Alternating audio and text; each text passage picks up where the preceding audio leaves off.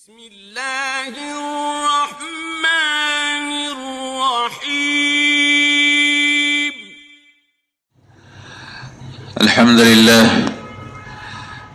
لله نحمده ونستعينه ونستغفره ونؤمن به ونتوكل عليه ونعوذ بالله من شرور أنفسنا ومن سيئات أعمالنا من يهده الله فلا مضل له ومن يضلله فلا هادي له وأشهد أن لا إله إلا الله وأشهد أن محمدا عبده ورسوله أرسله بالحق بشيرا ونذيرا أما بعد فإن خير الحديث كتاب الله وخير الهدي هدي محمد صلى الله عليه وسلم وشر الأمور محدثاتها وكل محدثة بدعة وكل بدعة ضلالة وكل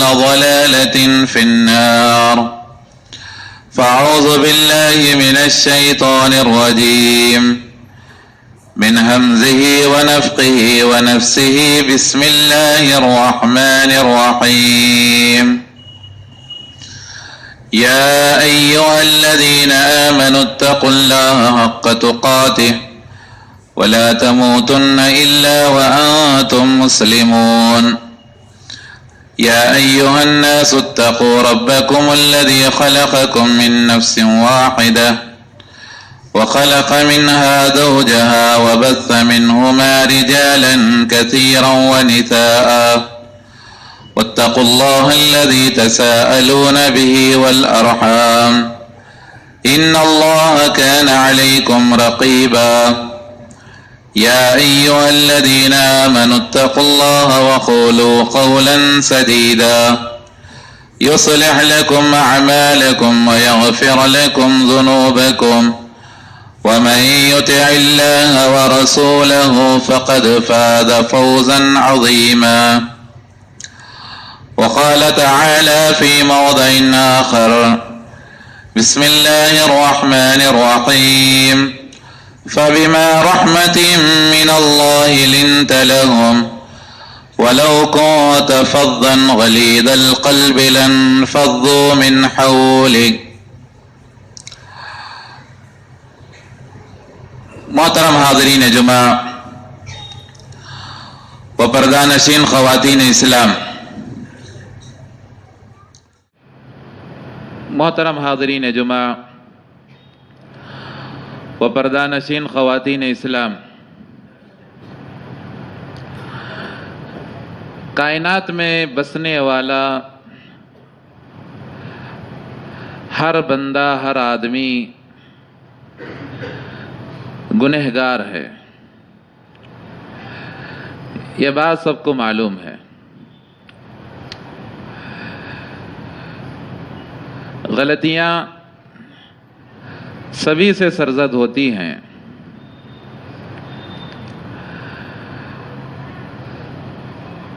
غلطیوں کو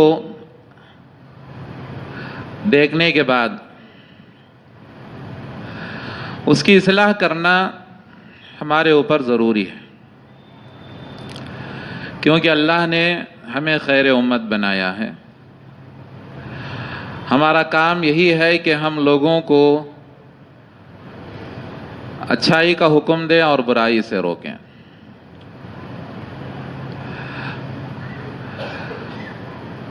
دنیا کے اندر اکثر لوگ یہ چاہتے ہیں، یہ ارادہ کرتے ہیں کہ ہم غلطیوں کی اصلاح کریں، لیکن دنیا میں سب سے مشکل کام اگر کوئی ہے تو وہ یہ ہے کہ کیسے غلطیوں کی اصلاح کریں۔ دل میں یہ خیال پیدا ہوتا ہے کہ بھئی میں فلاں آدمی کی اصلاح کروں، لیکن دل میں ڈر بھی رہتا ہے، اگر میں اس آدمی کی اصلاح کرنے کے لیے گیا تو پتہ نہیں اس آدمی کا ریاکشن کیا ہوگا میرے ساتھ، وہ آدمی اپنی غلطی کی اصلاح کرے گا یا نہیں کرے گا۔ لیکن میرے بھائیوں، دیکھیے کہ ڈر کر کے ہمیں خاموش نہیں رہنا چاہیے، بلکہ ہمیں اصلاح کا کام ضرور کرنا چاہیے۔ لیکن یہ کام کیسے ہو؟ کیسے ہم کو اصلاح کا کام کرنا چاہیے؟ کیسے ہم کو غلط لوگوں کو سدھارنا چاہیے؟ تو پیارے بھائیوں، آج کے خطبہ جمعہ میں میں آپ حضرات کے سامنے انشاءاللہ اسی موضوع پر کہ کیسے ہم کو غلطیوں کی اصلاح کرنا چاہیے، کیسے لوگوں کو سدھارنا چاہیے، پیارے نبی جناب محمد الرسول اللہ صلی اللہ علیہ وسلم کا طریقہ کیا تھا غلطیوں کو سدھارنے میں، اللہ کے نبی صلی اللہ علیہ وسلم کیسے لوگوں کی اصلاح کرتے تھے۔ اس موضوع پر آج آپ کے سامنے چند باتیں ذکر کرنے کی کوشش کروں گا۔ تو سب سے پہلی بات یہ ہے جو ہمیں ہمارے دماغوں میں اچھی طرح سمجھنا چاہیے کہ غلطیوں کی اصلاح اگر کرنا ہے تو اللہ کے پیارے نبی جناب محمد الرسول اللہ صلی اللہ علیہ وسلم کی سیرت کو دیکھیں، آپ صلی اللہ علیہ وسلم کی زندگی کو دیکھیں، اللہ کے نبی صلی اللہ علیہ وسلم کا جو طریقہ تھا لوگوں کو سدھارنے کا، وہ طریقہ اختیار کریں، انشاءاللہ کام آسان ہو جائے گا ہمارا۔ تو پیارے نبی صلی اللہ علیہ وسلم کیسے لوگوں کی اصلاح کرتے تھے، کیسے آپ صلی اللہ علیہ وسلم غلطیوں کو سدھارتے تھے، چند نمونے میں آپ کے سامنے آج کے خطبہ جمعہ میں پیش کروں گا۔ سب سے پہلی بات میرے بھائیوں، اللہ تبارک و تعالی ہمارے نبی صلی اللہ علیہ وسلم کو بہت ہی نرم دل بنایا تھا۔ آپ صلی اللہ علیہ وسلم کے دل میں اللہ تبارک و تعالی رحمتیں ہی رحمتوں کو بسا دیا تھا۔ آپ بہت ہی نرم طبیعت کے مالک تھے، آپ رحم و کرم کرنے والے تھے۔ یہ طریقہ ہمارے اندر بھی ہونا چاہیے۔ اگر ہم لوگوں کو سدھارنا چاہتے ہیں تو رحم و کرم کا جذبہ ہمارے اندر آنا چاہیے۔ اللہ تعالیٰ قرآن میں نبی صلی اللہ علیہ وسلم کے بارے میں ارشاد فرمایا، فَبِمَا رَحْمَةٍ مِّنَ اللَّهِ لِنْتَ لَهُمْ وَلَوْ كُنْتَ فَظًّا غَلِيظَ الْقَلْبِ لَانفَضُّوا مِنْ حَوْلِكَ۔ اللہ تبارک و تعالیٰ کے فضل و کرم سے اللہ تبارک و تعالیٰ نے آپ کو بہت زیادہ رحم و کرم کرنے والا بنایا۔ اگر آپ سخت ہوتے تو آپ کے اطراف و اکناف، یہ جو صحابہ کرام کی بھیڑ ہے، کبھی یہ صحابہ کی بھیڑ آپ کے اطراف جمع نہیں ہوتی۔ پیارے نبی صلی اللہ علیہ وسلم کا معاملہ ایسا تھا کہ آپ صلی اللہ علیہ وسلم کے محفل میں ہمیشہ سینکڑوں لوگ رہا کرتے تھے، اور صحابہ ہمیشہ اللہ کے نبی صلی اللہ علیہ وسلم کے ساتھ رہنے کو پسند کرتے تھے، آپ کا ساتھ نہیں چھوڑتے تھے۔ یہ کام کب ہو سکتا ہے؟ جبکہ آدمی کے اندر رحمت کا جذبہ ہو، نرمی کا جذبہ ہو، تبھی ایسا ہوتا۔ ایک سخت آدمی کے ساتھ لوگ نہیں رہتے زیادہ، ایک سخت آدمی کے پیچھے لوگ نہیں رہتے۔ جو آدمی غصے کا مالک ہو، جو آدمی لوگوں کے اوپر رحم و کرم کرنے والا نہیں، جو آدمی ہمیشہ لوگوں کو دھتکارنے والا ہو، جو آدمی اچھے سے بات کرنے والا نہیں، لوگ نہیں رہتے اس کے آزو بازو. اللہ کے نبی صلی اللہ علیہ وسلم کو کبھی کبھی ایسا کہنا پڑتا، بعض صحابہ کو اللہ کے نبی نے ایسا کہا کہ بھئی آپ روزانہ میرے پاس مت آیا کرو، ایک دن چھوڑ کر کے ایک دن آ جایا کرو میرے پاس، اس سے محبت میں اضافہ ہوگا. دیکھو صحابہ کرام کیسے اللہ کے نبی صلی اللہ علیہ وسلم کے ساتھ ہمیشہ رہا کرتے تھے. حضرت ابو ہریرہ رضی اللہ تعالیٰ عنہ سے آپ صلی اللہ علیہ وسلم نے فرمایا ذرنی غبا تشدد حبا، اے ابو ہریرہ آپ ہمیشہ میرے ساتھ رہتے ہو، ایسا کرو کہ کبھی کبھی آپ جو ہے ناغا بھی کر لیا کرو، ایک دن کے بعد ایک دن آ جایا کرو، اس سے محبت میں اضافہ ہوگا، ملنے میں اس سے مزہ آئے گا. تو میرے بھائیو، پیارے نبی صلی اللہ علیہ وسلم کے اندر رحم و کرم کا جذبہ بہت زیادہ کوٹ کوٹ کر بھرا ہوا تھا. آپ صلی اللہ علیہ وسلم غلطی کی جب اصلاح کرتے تو اسی جذبے کے ساتھ کیا کرتے تھے. اما عائشہ رضی اللہ تعالی عنہ بیان کرتی ہیں، یہودی جب اللہ کے نبی صلی اللہ علیہ وسلم کے پاس آتے تو آ کر کے آپ صلی اللہ علیہ وسلم کو سلام کرتے ہوئے کیا بولتے تھے؟ السلام علیکم کہتے ہیں، السلام علیک. اس کا مطلب کیا ہے؟ آپ نعوذ باللہ مر جائیں، اس کا مطلب یہ ہوتا. تو پیارے نبی صلی اللہ علیہ وسلم اس بات کا کچھ بھی برا نہیں مانتے، لیکن اما عائشہ رضی اللہ تعالی عنہ اس بات سے بہت تکلیف محسوس کرتی.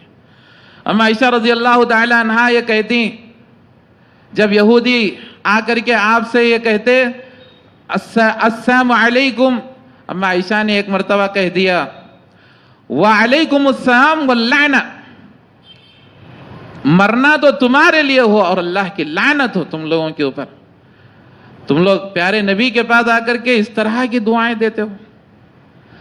تو اللہ کے نبی صلی اللہ علیہ وسلم نے اما عائشہ رضی اللہ تعالی عنہ کو روکا اور کہا کہ اے عائشہ ایسا مت کہو، ایسا مت کہو. اما عائشہ نے کہا اللہ کے نبی مجھے غصہ آ جاتا ہے جب کوئی آ کر کے اس طرح سے آپ سے مخاطب ہو کر کے کہتا ہے.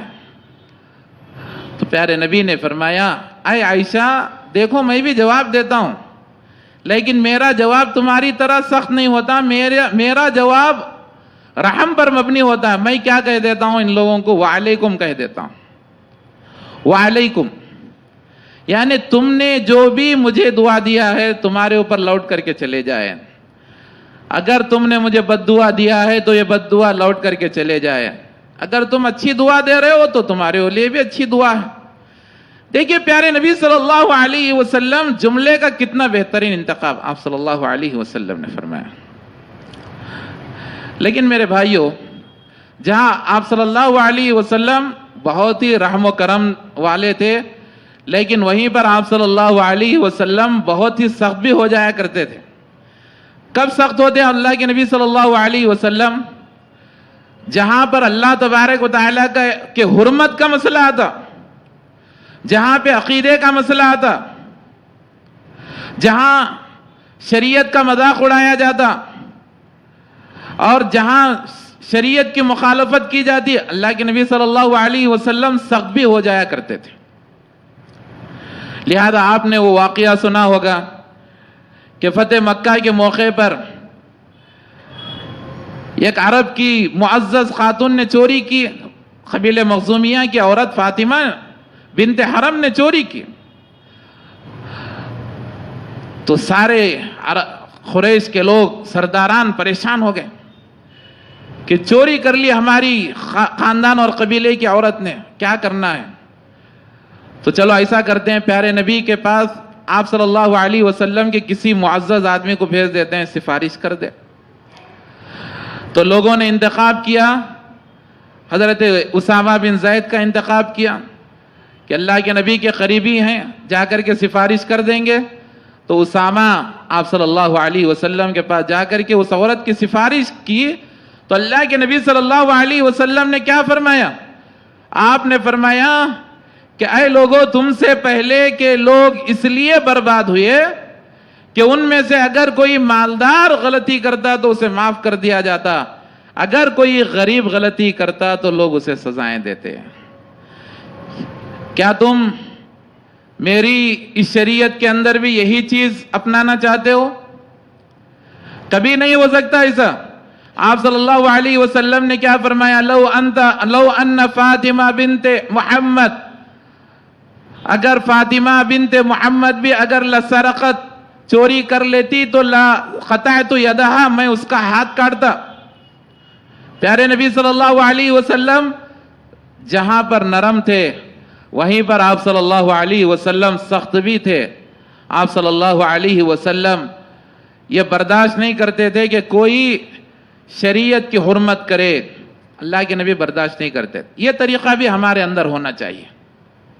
اور میرے بھائیو، اللہ کے نبی صلی اللہ علیہ وسلم غلطیوں کی اصلاح کیسے کرتے؟ دیکھیے، اگر کوئی نادان آدمی کوئی غلطی کرتا تو آپ صلی اللہ علیہ وسلم بڑے ہی صبر اور تحمل کے ساتھ اس کی اصلاح کرتے. صبر و تحمل کے ساتھ،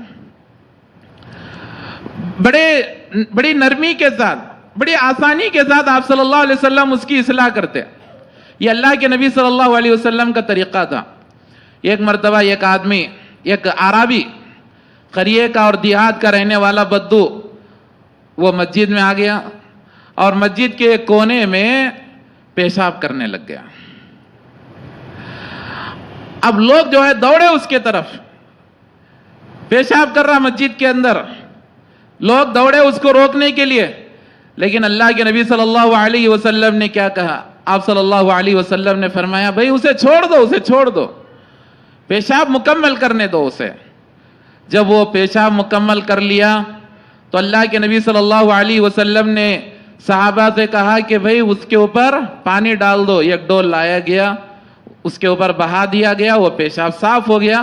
پھر اللہ کے نبی صلی اللہ علیہ وسلم نے اس بدو کو اپنے پاس بلایا اور بلا کر کے آپ صلی اللہ علیہ وسلم نے اس سے کہا کہ اے میرے بھائی، یہ جو مسجد ہے نا، یہ مسجد یہ اللہ کا گھر ہوتا ہے. یہاں پہ نماز پڑھنا چاہیے، اللہ کا ذکر و اذکار کرنا چاہیے، اللہ کی عبادت کرنا چاہیے.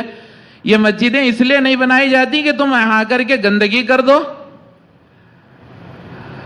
تو میرے بھائیوں، اس آدمی نے اتنا اچھا اس بات کو سمجھا. اس کے بعد وہ آدمی اللہ کے نبی صلی اللہ علیہ وسلم کے لیے دعائیں دینے لگا. کیا دعا دیا اس نے یہ دعا دیا، اس نے یہ کہا کہ اے اللہ تو میرے اوپر رحم کر، اور یہ جو محمد ہے نا ان کے اوپر رحم کر، کسی کے اوپر رحم نہیں کرنا، کیونکہ سب مجھے مارنے آئے تھے. ایک عربی آدمی تھا، بدو آدمی تھا. اللہ کے نبی صلی اللہ علیہ وسلم سے ایسا متاثر ہوا، دعا دے کر کے وہاں سے نکل رہا. اور آپ صلی اللہ علیہ وسلم نے صحابہ سے کہا، اے میرے صحابہ، دیکھو اس موقع پر ایک بات یاد رکھنا، انما بعثتم مؤثرین. دیکھو تم کو اللہ تبارک و تعالی دنیا میں آسانی کرنے کے لیے بھیجا ہے. وَلَمْ تُبْعَثُوا مِنَ الْمُعَسِّرِينَ. اللہ تبارک و تعالی تمہیں مشکل پیدا کرنے کے لیے یہاں نہیں بھیجا ہے. ہمیشہ مارنا، ہمیشہ گالیاں دینا، ہمیشہ ڈانٹنا، یہ ایک مسلمان کا طریقہ نہیں ہونا چاہیے. اللہ تبارک و تعالی ہم کو آسانی کے لیے اس دنیا میں بھیجا ہے. ہمیشہ ہمیں آسانی پیدا کرنا چاہیے، مشکل میں پڑنا نہیں چاہیے. ہم کو ہمیشہ یہ فارمولا یاد رکھنا.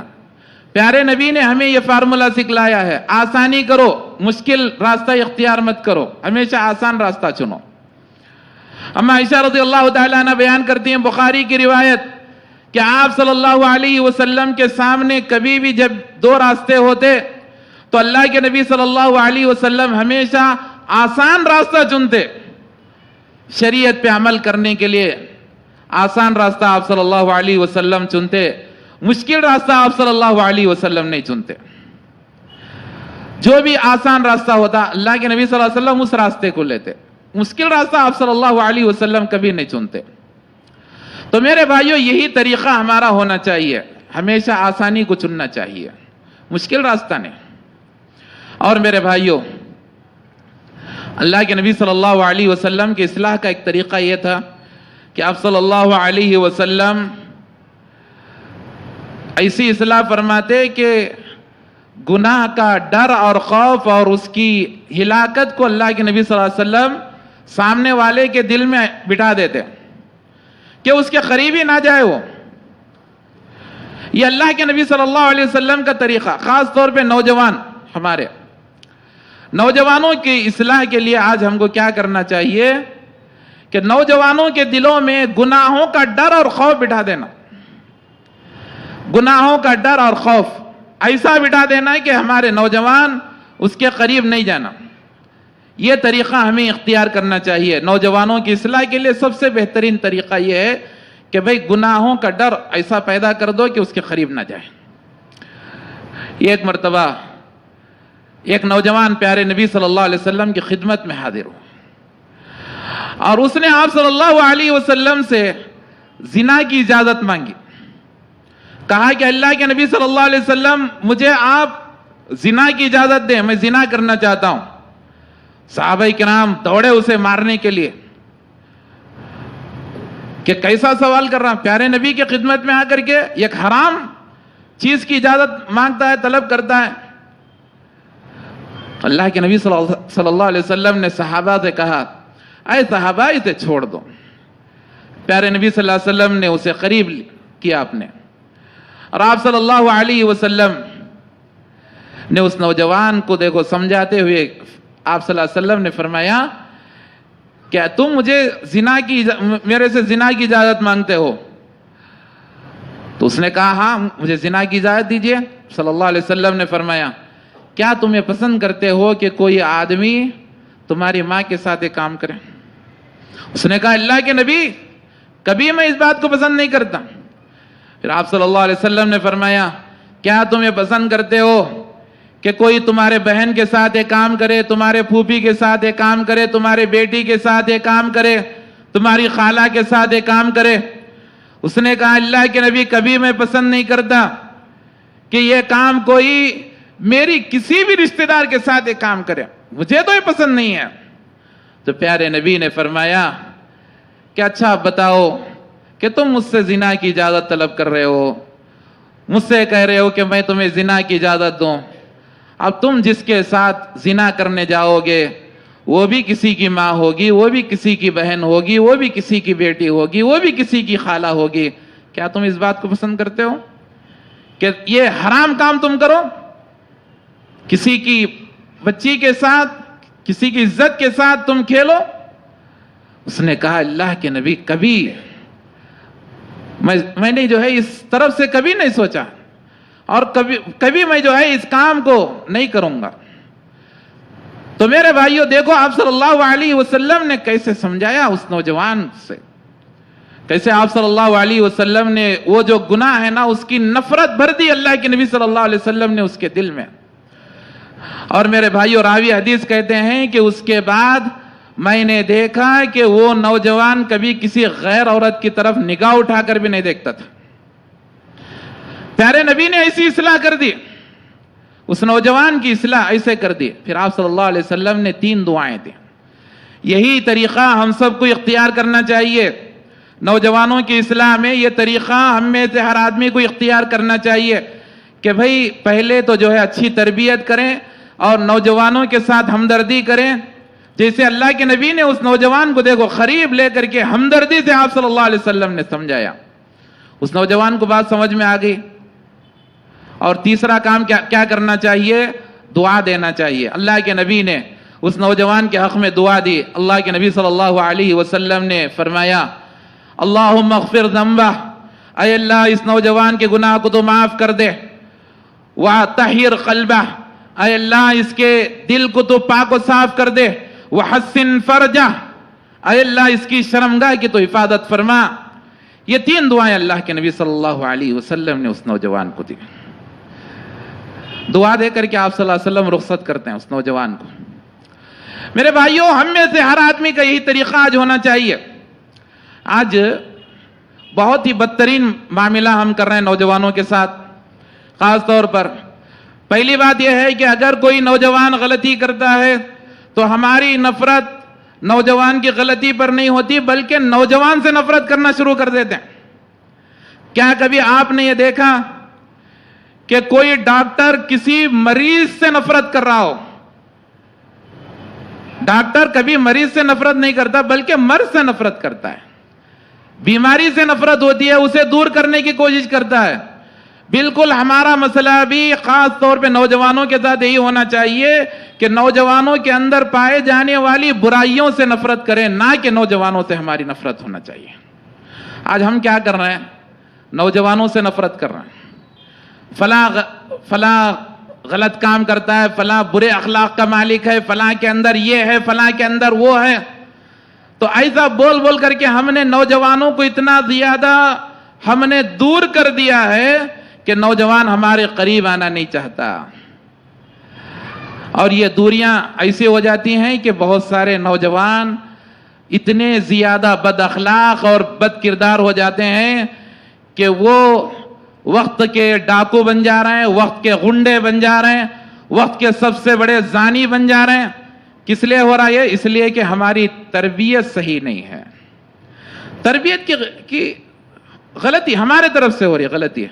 آپ دیکھو کوئی ایک نوجوان سگریٹ پی رہا, تو کیا کرو, آپ اسے قریب لو, اپنے قریب لے کر کے اسے دل سے لگا لو, برداشت کر لو اس کی بدبو کو. قریب لے لو, قریب لے کر کے اسے سمجھاؤ کہ اس کی کیا بربادی ہے, کیا ہلاکت ہے, شرعی نقطہ نظر سے کیا اس کا گناہ ہوتا ہے, اور صحت کے اعتبار سے کیا گناہ ہوتا ہے. قریب لے لو, گلے سے لگا لو, لگا کر کے اسے سمجھاؤ. ایک بار سمجھاؤ, دوسری بار سمجھاؤ, انشاءاللہ تیسری مرتبہ وہ ضرور اپنی اصلاح ضرور کر لے گا. ایک آدمی بے نمازی ہے, ایک نوجوان بے نمازی ہے, قریب کرو, اسے سمجھاؤ, اس کی اصلاح کرنے کی کوشش کرو. دیکھو آپ ایک مرتبہ سمجھاؤ, دوسری مرتبہ سمجھاؤ, تیسری مرتبہ سمجھاؤ, انشاءاللہ چوتھی مرتبہ وہ آپ کے بازو آ کر کے مسجد میں نماز پڑھے گا. یہ طریقہ ہمارا ہونا چاہیے. تو میرے بھائیوں, نوجوانوں سے نفرت کرنا یہ اچھی بات نہیں ہے. نوجوانی اصل میں کیا ہوتی ہے؟ نوجوانی یہ گناہ کرنے کی سب سے بہترین عمر ہوتی ہے. آدمی کے خواہشات بہت ہی عروج پہ ہوتے ہیں, اور وہ عمر ایسی ہوتی ہے کہ جذبات پہ کنٹرول نہیں ہوتا, اور گناہ کرنے میں لذتیں محسوس ہوتی ہیں. ایسے وقت میں اگر ہم نے ہمارے نوجوانوں کو نہیں پکڑا تو پھر کب پکڑیں گے؟ اگر ہم نے ان کو سنبھال لیا, سدھار لیا, تو انشاءاللہ ان کی اصلاح ہوگی. اور اگر ہم نے نہیں سنبھالا, نہیں سدھارا, تو یہی نوجوان آگے چل کر کے بگڑنے کے بہت زیادہ چانسز ہوتے ہیں. تو میرے بھائیوں, پیارے نبی صلی اللہ علیہ وسلم کے اس طریقے کو بھی اپنانا چاہیے. اسی طرح میرے بھائیوں, اللہ کے نبی صلی اللہ علیہ وسلم جب کوئی غلطی دیکھتے تو آپ صلی اللہ علیہ وسلم سیدھا جو ہے ٹارگٹ کر کے کسی آدمی کا نام لے کر کے اس غلطی کی اصلاح نہیں کرتے تھے. یہ بھی اللہ کے نبی صلی اللہ علیہ وسلم کا طریقہ تھا کہ اگر کسی کو غلطی کو آپ صلی اللہ علیہ وسلم نے دیکھ لیا تو آپ کا طریقہ یہ نہیں ہوتا تھا کہ درس میں بیٹھ کر کے یا ممبر پر کھڑے ہو کر کے آپ صلی اللہ علیہ وسلم اس آدمی کا نام لے کر کے اس کی اصلاح کر رہے ہیں. نہیں میرے بھائیوں, کبھی ایسا نہیں ہوتا تھا. اللہ کے نبی صلی اللہ علیہ وسلم کیا کرتے تھے؟ آپ کا طریقہ کیا تھا؟ ایک مرتبہ اما عائشہ رضی اللہ عنہا کے پاس 3 آدمی آئے, پیارے نبی صلی اللہ علیہ وسلم کی عبادتوں کے بارے میں سوال کیے. اللہ کے نبی صلی اللہ علیہ وسلم کی عبادتوں کو جب ان کے سامنے ذکر کیا گیا تو ان تینوں نے کیا کیا؟ ایک نے کیا کہا, میں کبھی شادی نہیں کرتا. دوسرے نے کہا میں کبھی روزہ نہیں چھوڑتا. تیسرے نے کہا کہ میں ہمیشہ رات میں جاگ کر کے اللہ کی عبادت کروں گا. جب یہ بات اللہ کے نبی صلی اللہ علیہ وسلم کو معلوم ہوئی تو آپ صلی اللہ علیہ وسلم نے فوراً کیا کیا؟ آپ نے ان کی اصلاح کی فکر کی, اور آپ نے یہ نہیں کیا کہ بھائی میری اہلیہ کے پاس کچھ لوگ آئے تھے, انہوں نے میری عبادت کے بارے میں سوال کیا, پھر بعد میں ان لوگوں نے اسی طرح سے کہہ دیا کہ آگے چل کر کے میں نکاح کروں گا. ایک نے یہ کہا کہ میں ہمیشہ روزہ رکھوں گا. نہیں میرے بھائیو, یہ طریقہ نہیں تھا آپ صلی اللہ علیہ وسلم کا. آپ صلی اللہ علیہ وسلم کا طریقہ کیا تھا؟ آپ صلی اللہ علیہ وسلم نے فرمایا ما بال اقوام قالوا کذا وکذا, کہ کچھ لوگوں کے بارے میں نے ایسا سنا ہے کہ ان لوگوں نے ایسا کہا ہے. کچھ لوگوں کے بارے میں, کوئی بھی ہو سکتے ہیں وہ. اصلاح کا طریقہ دیکھیے پیارے نبی صلی اللہ علیہ وسلم کا. کچھ لوگوں نے ایسا کہا ہے. کیا کہا ہے ان لوگوں نے؟ ان لوگوں نے کہا کہ ہم ایسی عبادتیں کریں گے, چھوڑ دیں گے ہم شادیاں کرنا, ہم رات میں سونا چھوڑ دیں گے, ہم ہمیشہ روزہ رکھیں گے. اللہ کے نبی نے کہا وَلَكِنِّي أُصَلِّي وَأَنَامُ, دیکھو میں نماز بھی پڑھتا ہوں اور سوتا بھی ہوں. وَأَصُومُ وَأَفْطَرُ, اور میں روزہ بھی رکھتا ہوں اور افطار بھی کرتا ہوں. وَأَتَزَوَّجُ النِّسَاءَ, اور میں عورتوں سے نکاح بھی کرتا ہوں. پیارے نبی صلی اللہ علیہ وسلم نے اصلاح بھی کر دی. کس کی اصلاح ہو رہی ان کو بھی معلوم ہوا, لیکن آئیڈینٹیفائی نہیں ہوئی کہ کس کے بارے میں اللہ کے نبی صلی اللہ علیہ وسلم نے کہا. یہ طریقہ تھا پیارے نبی صلی اللہ علیہ وسلم. طریقہ ہمارا یہ نہیں ہونا چاہیے کہ کسی خاص آدمی کو نشان بنا کر کے اس کے بارے میں بولا جائے تو کیا ہوتا معلوم, وہ گناہ میں اور زیادہ سخت ہو جاتا, ضد پیدا ہو جاتی اس کے اندر, اور انہیں کیا بولتا جی میں آگے چل کر کے اور بھی کرتا ہوں, تم کیا کرتے ہیں. یہ طریقہ نہیں ہونا چاہیے. اصلاح کرنے والوں کا, مصلحین کا طریقہ یہ نہیں ہونا چاہیے, یہ نہیں ہونا چاہیے. بلکہ پیارے نبی نے جو طریقہ اپنایا اس طریقے کو اختیار کرنا چاہیے. اور اسی طرح میرے بھائیوں, کبھی کبھی کیا ہوتا ہے, ایک آدمی اچھا رہتا, اچھا ہے, اس کے اخلاق بھی اچھے ہیں, سب کچھ اچھا ہے, لیکن یہ اس کے اندر غلط, ایک چیز کی غلطی کر رہا ہے وہ. تو ایسا نہیں ہونا چاہیے کہ یہ غلطی کی وجہ سے اس کے پورے جو ہے کیریکٹر کو برا بھلا کہہ دیا جائے. یہ طریقہ بھی غلط ہے, یہ طریقہ بھی غلط ہے. میرے بھائیوں, حضرت عبداللہ بن عمر رضی اللہ تعالیٰ عنہ کے بارے میں آتا ہے کہ دیکھو اللہ کے نبی صلی اللہ علیہ وسلم نے کیسے ان کی اصلاح فرمائی. عبداللہ بن عمر رضی اللہ تعالیٰ عنہ کی, کیسے عبداللہ بن عمر رضی اللہ تعالیٰ عنہ کو آپ صلی اللہ علیہ وسلم نے ایک عمل کرنے کے لیے کہا کہ ایک مرتبہ عبداللہ بن عمر رضی اللہ تعالیٰ عنہ نے خواب دیکھا. مسجد میں سوئے ہوئے تھے, خواب دیکھ رہے ہیں کہ دو فرشتے آئے, اٹھا کر کے لے گئے ان کو خواب میں. کہاں لے گئے؟ آگ کی طرف لے گئے, اور ایک گہرا کنواں ہے وہاں لے گئے عبداللہ بن عمر رضی اللہ تعالیٰ عنہ کو. ایک طرح سے جو ہے ایک شدید اور بڑے سخت مناظر کو دیکھا عبداللہ بن عمر رضی اللہ تعالیٰ عنہ. بعد میں عبداللہ بن عمر رضی اللہ تعالیٰ عنہ وہ حضرت حفصہ رضی اللہ تعالیٰ عنہ کے پاس آئے. حفصہ رضی اللہ تعالیٰ عنہ کے پاس آئے جو پھوپھی تھے, ان کے پاس آ کر کے خواب کو ذکر کیا. تو حفصہ رضی اللہ تعالیٰ عنہ نے پیارے نبی صلی اللہ علیہ وسلم سے کہا کہ عبداللہ بن عمر نے اس طرح کا خواب دیکھا ہے رات میں. تو عبداللہ بن عمر رضی اللہ تعالیٰ عنہ کے بارے میں آپ صلی اللہ علیہ وسلم نے کیا کہا دیکھیے. آپ صلی اللہ علیہ وسلم نے کہا نعم الرجل عبداللہ, عبداللہ ایک بہترین نوجوان ہے. دیکھو اللہ کے نبی صلی اللہ علیہ وسلم کیسے اصلاح کر رہے ہیں. عبداللہ بن عمر رضی اللہ تعالیٰ عنہ تھے بھی بڑے بہترین نوجوان تھے. تو اللہ کے نبی نے فرمایا کہ نعم الرجل عبداللہ لو کان یصلی باللیل, اگر یہ تہجد کا اہتمام کرنے لگیں تو اور بھی بہتر ہوگا. فکان بعد لا ینام من اللیل الا قلیلا, پھر اس کے بعد عبداللہ بن عمر رضی اللہ تعالیٰ عنہ راتوں میں بہت ہی کم سونے لگے. پیارے نبی صلی اللہ علیہ وسلم نے ان کی ایسی اصلاح فرما دی کہ عبداللہ بن عمر کو چاہیے کہ وہ تہجد کا اہتمام کریں. دوسری طرح وہ بڑے نیک آدمی تھے, بڑے اچھے آدمی تھے. تو پیارے نبی نے پہلے ان کی تعریف بیان کی. کیا کہا پیارے نبی نے؟ نعم الرجل عبداللہ کہا, یعنی عبداللہ بڑے اچھے آدمی ہیں, بڑے اچھے اخلاق والے ہیں, بڑا اچھا نوجوان ہے. لیکن اگر یہ بھی کر لے تو کیا ہی بہتر ہوتا.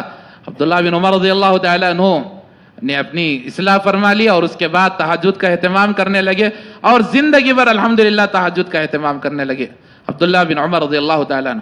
تو میرے بھائیو, اصلاح کا ایک طریقہ یہ بھی ہے کہ پہلے آدمی کی تعریف کیا جائے, پھر اس کے بعد آپ جو بات بولنا چاہ رہے ہیں وہ بات اچھے انداز سے آپ بولیے.